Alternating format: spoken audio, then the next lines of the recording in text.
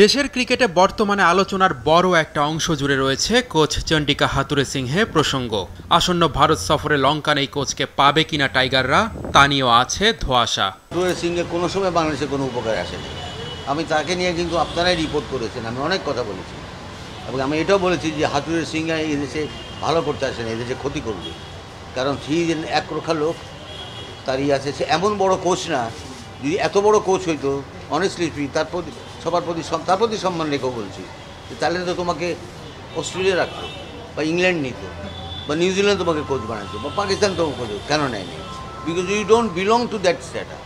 But আমরা তাকে আনছি, কেন আনছি, ওই সময় কি কোচ পাওয়া যায় নাই কিনা সেই উত্তর আমার কাছে নাই।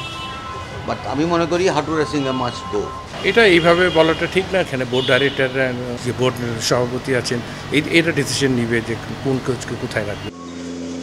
বাংলাদেশের ক্রিকেটারদের অনেকেই মনে করেন দেশি কোচের অধীনে টেকনিক্যাল বিষয় নিয়ে সহজে কাজ করা যায়, দ্রুত শেখা যায়। ছোটবেলা থেকে সোহেল স্যার, বাবুল স্যার, ওনারা আমাদেরকে অলমোস্ট 15-17 থেকে চিনেন। তো আমাদের খেলার প্যাটার্ন সবাইকে, প্রত্যেকটা প্লেয়ারের সম্বন্ধে ওনারা খুব ভালো আইডিয়া রাখেন।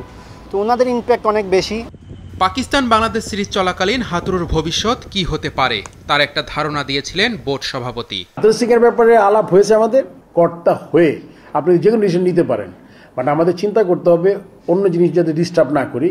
বাট তার মানে এই না যে ডিস্টার্ব কোনো সময় করতে পারবো না, তা না। আমরা আমাদের জন্য যেটা বেস্ট হবে এই টেস্ট সিরিজটা যাক, আমরা এ নিয়ে খুব আলোচনা করছি, সবার মতামত নিচ্ছি, আমরা চেষ্টা করব। এটা তো ওই ইনভেস্টিগেশনের মতোই যে কতটা ক্ষতি হয়েছে বাংলাদেশ ক্রিকেটের, ওইটা আমরা ভালো করে দেখে তারপর একটা ডিসিশন নেব।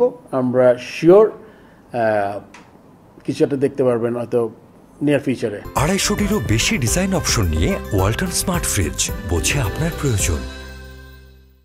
চলমান সিরিজ শেষ হলে কোচের বিষয়ে সিদ্ধান্ত নেয়ার কথা জানিয়েছিলেন বিসিবি বস, কিন্তু পাকিস্তানের মাটিতে ঐতিহাসিক সিরিজ জয়ের পর দেশে ফিরেছে ক্রিকেটাররা। বিসিবির পক্ষ থেকে এখনও কিছু না জানালেও অধিনায়ক নাজমুল হোসেন শান্ত কোচের প্রশংসাই করেছেন। আমার মনে হয় প্লেয়াররা খুবই ক্লিয়ার কোচের সাথে এবং খুবই সাপোর্টিভ ছিল। প্রপার প্ল্যান, প্রত্যেকটা প্লেয়ারকে প্রপার প্ল্যান দিয়েছেন এবং ড্রেসিং রুমের পরিবেশ খুবই দারুণ ছিল। যে প্লেয়ারটা পারফর্ম করে নাই বা যে প্লেয়ারটা পারফর্ম করেছেন একজন আরেকজনের পাশে ছিল। স্পেশালি প্রত্যেকটা কোচই প্লেয়ারদের পাশে ছিল ভালো সময় এবং খারাপ সময়। আমি যেটা বললাম যে ড্রেসিং রুমে কোচের ভূমিকাটা দারুণ ছিল আমার কাছে মনে হয় এই সিরিজে।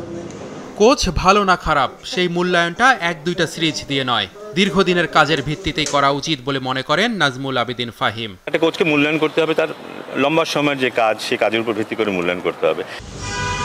বিসিবির সাথে চুক্তি অনুযায়ী 2025 সালের ফেব্রুয়ারি পর্যন্ত মেয়াদ আছে হাথুরুসিংহের।